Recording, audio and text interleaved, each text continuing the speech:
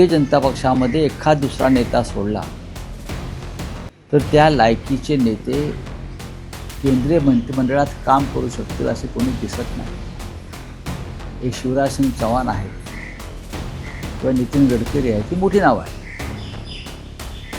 बाकी सगळे राम भरोसे चाललेले आहे। सगळे मोदींना फार काम झेपत नाही। या रिशफलमध्ये जोपर्यंत अमित शहाना बाजूला केलं जात नाही तोपर्यंत कोणत्या रिशफलला आता अर्थ उरलेला नाही। ही साधारण दिल्लीतल्या महत्त्वाच्या वर्तुळातली चर्चा आहे। आणि इतक्या थकलेल्या माणसानं देशाचं नेतृत्व करून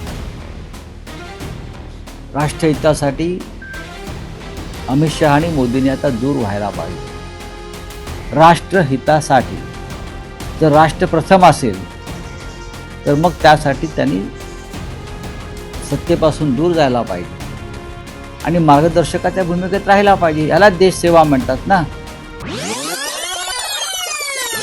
नक्कीच या विषयावर चर्चा होत असते। एकतर ते इंडिया आघाडीचे नेते आहेत,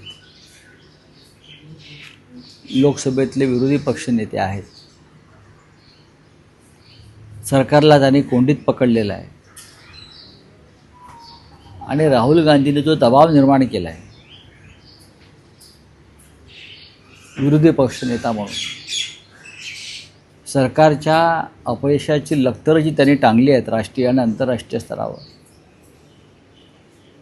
त्याच्यामुळे नरेंद्र मोदी यांना त्यांच्या कॅबिनेटमध्ये मोठे रिशफल करावे लागतात। कॅबिनेटचा चेहरा त्यांना बदलावा लागतो आहे। पण आमचं सगळ्यांचं असं म्हणणं आहे, तुम्ही मुंडकं तेच ठेवाल विद्रूप आणि बाकी सगळे सर्जरी कराल तर त्याला काय रिशफल म्हणत नाही। स्वतः नरेंद्र मोदी यांची प्रतिमा फार घसरलेली आहे। अमित शहा यांना कोणतीच प्रतिमा राहिलेली नाही। मंत्री अपयशी आहेत। जवळजवळ 99% मंत्री मोदींच्या मंत्रिमंडळातले अकार्यक्षम आहेत आणि भारतीय जनता पक्षामध्ये मी हा शब्द मुद्दाम वापरतो कारण आम्ही केंद्रीय कॅबिनेटची ताकद पाहिलेली आहे। भारतीय जनता पक्षामध्ये एखाद दुसरा नेता सोडला तर त्या लायकीचे नेते केंद्रीय मंत्रिमंडळात काम करू शकतील असे कोणी दिसत नाही। एक शिवराज सिंग चौहान आहेत किंवा नितीन गडकरी आहे, ती मोठी नावं आहे। बाकी सगळे राम भरोसे चाललेलं आहे आणि त्याचा परिणाम देशाच्या विकासाच्या गतीवर आणि कार्यक्षमतेवर होतो आहे। मोदींची प्रकृती बरी नाही असं माझं म्हणणं आहे। त्यामुळे मोदींना फार काम झेपत नाही। अमित शहा यांची प्रतिमा इतकी डागाळलेली आहे की ते गृह खातं चालवत नसून एखाद्या गुंडाप्रमाणे टोळी चालवतात वर्दीतल्या लोकांची, असं त्यांच्याविषयी उघडपणे बोललं जात आहे। आणि या सगळ्याचा परिणाम नरेंद्र मोदींच्या प्रतिमेवर गेल्या काही काळापासून झालेला आहे। मोदींना पटत आहे। या रिशफलमध्ये जोपर्यंत अमित शहाना बाजूला केलं जात नाही तोपर्यंत कोणत्या रिशफलला आता अर्थ उरलेला नाही। ही साधारण दिल्लीतल्या महत्त्वाच्या वर्तुळातली चर्चा आहे। आता तुम्ही म्हणाल राहुल गांधींविषयी काय चर्चा झाली? राहुल गांधींविषयी नक्कीच महाराष्ट्रातल्या काही घडामोडी आहेत। राष्ट्रीय विषयांवरती त्यांचं सध्या जे काय भ्रमणं सुरू आहे देशभरात, त्या संदर्भात चर्चा होत असते। आणि राहुल गांधींचं नेतृत्व आता मोदींना मागे टाकून खूप पुढे गेलेलं आहे। मोदी सत्तेवर आहेत म्हणून या क्षणी नेते आहेत। ज्या क्षणी मोदी सत्तेवर नसतील त्या क्षणी ते नेते नसतील। राहुल गांधींचं तसं नाही। राहुल गांधी या देशाचे अनडिस्प्युटेड लीडर झालेले आहेत आणि ते तुम्हाला आता दिसत आहे। असं त्यांच्याकडे पाहिल्यावर दिसत आहे की ते अस्वस्थ आहेत।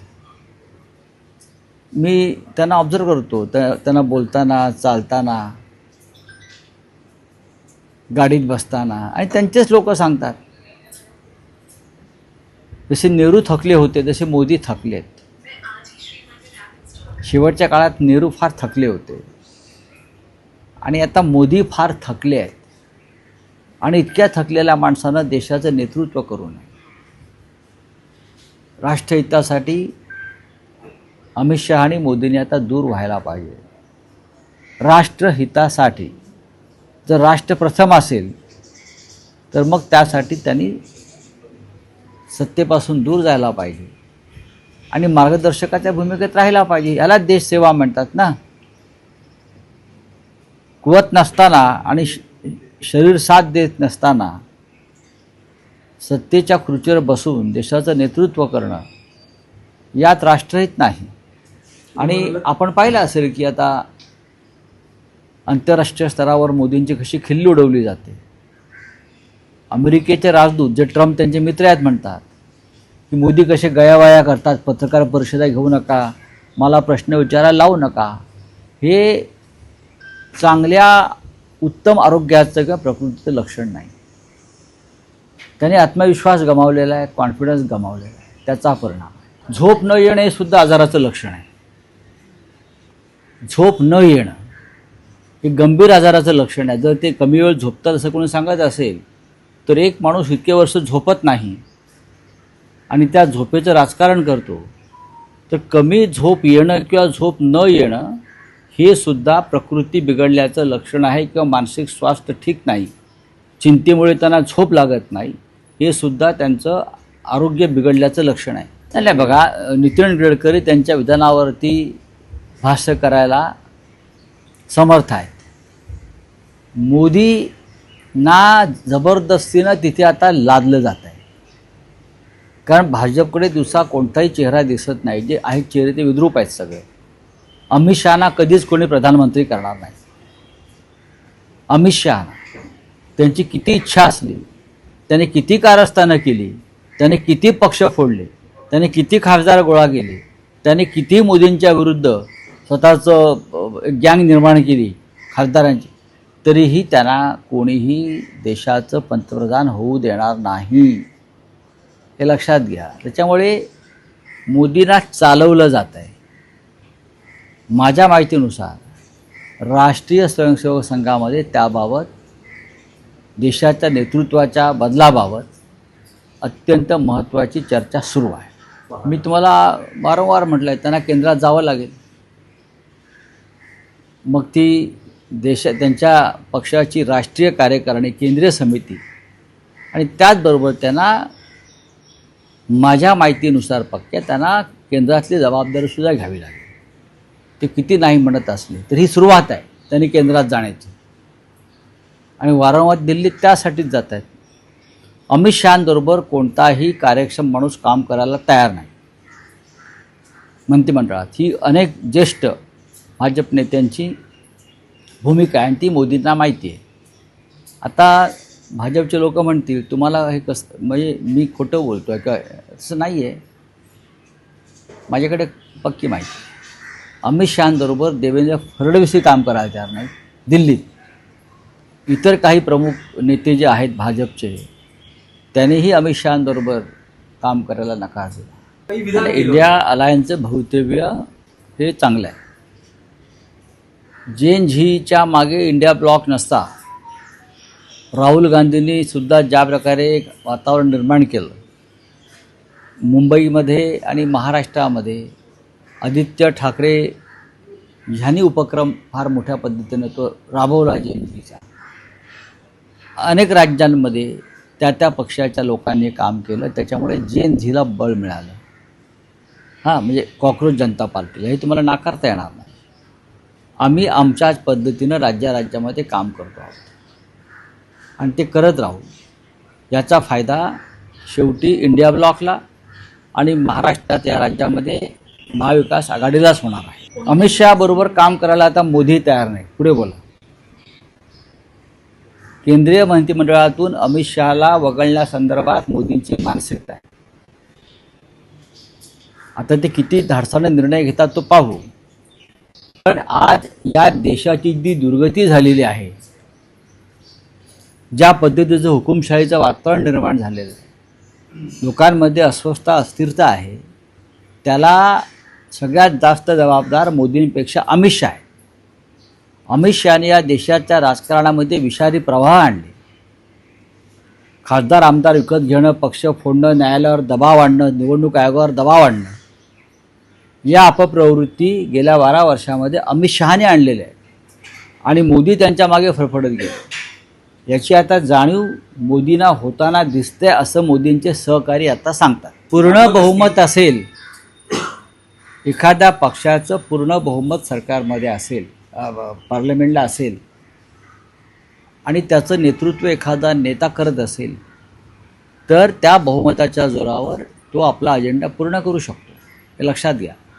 मोदींच्या ठिकाणी जरी नितीन गडकरी असते, अरुण जेटली असते, तरी त्यांनी बहुमताच्या जोरावर त्यांचे अजेंडे पूर्ण केले असते. त्याचं श्रेय दुसरं कोणाला देता येणार नाही. 370चा अजेंडा पूर्ण केला. आज काश्मीरची परिस्थिती काय आहे? या स्वातंत्र्य दिनाला काश्मीरी पंडितांनी घराबाहेर पडू नये अशी ॲडवायझरी गृह खात्याने दिली. हा 370 कलमाचं हा परिपाक आहे.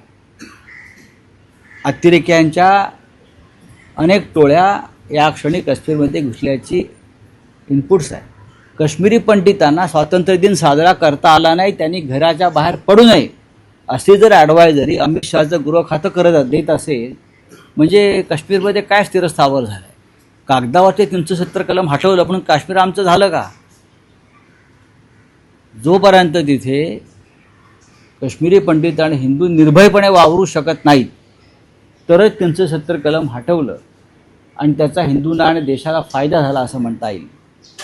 2 दिवसापूर्वी काश्मीरमध्ये नव्यानं दहशतवादाच्या टोळ्या आलेल्या आहेत. ही माहिती आल्यावरती परत एकदा काश्मीरी पंडितांनी सार्वजनिक ठिकाणी जाऊ नये अशी ॲडवायझरी जर गृह खात्याला काढावी लागत असेल, तर ते अमित शहांचं अपयश आहे. अमित शहा कोणाच्याही गुडबुक्समध्ये नाहीत. अमित शहा तसं मोदींच्याही गुडबुक्समध्ये नाहीत. हा माझा अनुभव आहे दिल्लीतला, की त्यांच्या कॅबिनमध्ये काही गडबड होईल, मंत्रालयात गडबड होईल, पण तरीही मी त्यांना पुढील 10 दिवस रोज त्याची आठवण करून देणार आहे. आणि मग पाहीन, तुम्ही जर हजारो रिक्षा चालकांच्या पोटापाण्याच्या प्रश्नासंदर्भात गांभीर्याने घेणार नसाल, त्यांच्या शिष्टमंडळाला भेट देत नसाल, तुम्ही निर्दय आणि क्रूर आहात. मिस्टर प्रताप सर नाईक, तुमच्याकडे डेलिगेशन वेळ मागताय, तुम्ही करता काय? मग काम काय आहे तुम्हाला? एसटी तोट्यात आहे, तुमच्याकडे काम काय? मग जे नाके आहेत सगळे, तिकडले कलेक्शन हे तुमचं काम आहे का? माझ्याकडे सगळी माहिती आहे, कोणत्या नाक्यावरून कुठे काय जात आहे ते. जर परिवहन मंत्र्यांकडे माहिती नसेल, मी त्यांना देतो काय होतं आहे ते. रिक्षा चालकांच्या डेलिगेशनला त्यांना भेटावं लागेल.